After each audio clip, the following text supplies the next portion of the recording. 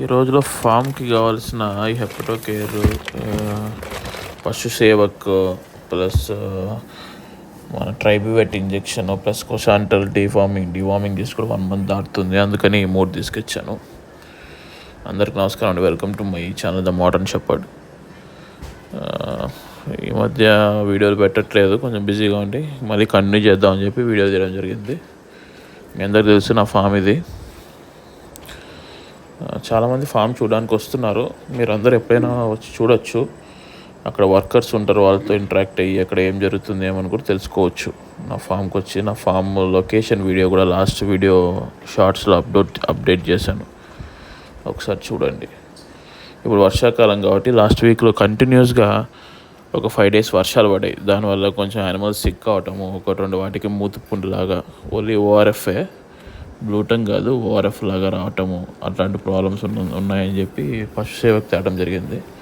Hepato care powder కూడా ఈ మధ్య అయిపోయింది, కంటిన్యూస్గా పెట్టట్లేదు. అందుకని ఈసారి హెపటో కేర్ కూడా ఒకటేసారి 3 bags తీసుకొచ్చాను.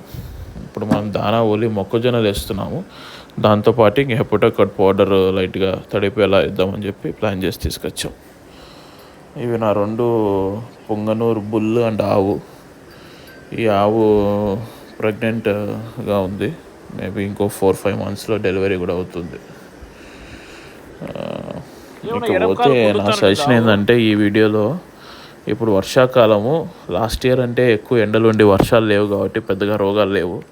బట్ ఈసారి వర్షాలు బాగానే పడుతున్నాయి. లాస్ట్ వీక్ కూడా కంటిన్యూస్గా వర్షాలు, అల్పపీడనం వల్ల వర్షాలు పడ్డాయి. చాలా చోట్ల సిక్ అయ్యాయి యానిమల్స్. మన యానిమల్స్లో మాత్రం 1-2 కొంచెం మూతిపుండులాగా వచ్చాయి ఆ వర్షం పడిన కంటిన్యూస్గా 3 days. వాటిని నార్మల్గానే పశు సేవక్తో మేనేజ్ చేసాము, బాగానే రికవర్ అయ్యాయి, ఇబ్బంది అయితే ఏం పడలేదు. ఇవండి మొత్తం పొట్టేళ్ళు. ప్రస్తుతానికి లాస్ట్ వీక్ వర్షం పడ్డాయి కాబట్టి కొంచెం తినడం తగ్గించాయి. ఇప్పుడు మళ్ళీ వర్షం, ఎండ అయితే రాలేదు, ఇంకా కొంచెం మోడంగానే ఉంది కాబట్టి తక్కువగానే తింటున్నాయి. మెయిన్గా క్లైమేట్ అనేది చాలా మేజర్ రోల్ ప్లే చేస్తుంది ఇలాంటి వర్షాకాలంలో.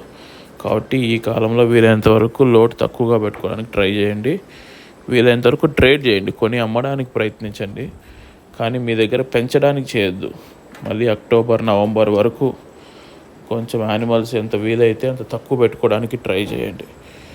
ఎందుకంటే ఇప్పుడు డిసీజెస్ ఎక్కువ ఉంటాయి, గ్రోత్ కూడా తక్కువ వస్తాయి. గ్రోత్ కరెక్ట్గా రావు యానిమల్స్. ఎండాకాలంలో వచ్చినట్టు గ్రోత్ ఈ కాలంలో రావు. తొందరలోనే ట్రైనింగ్ ప్రోగ్రామ్ కూడా ప్లాన్ చేస్తున్నాను, చూద్దాం. Thank you.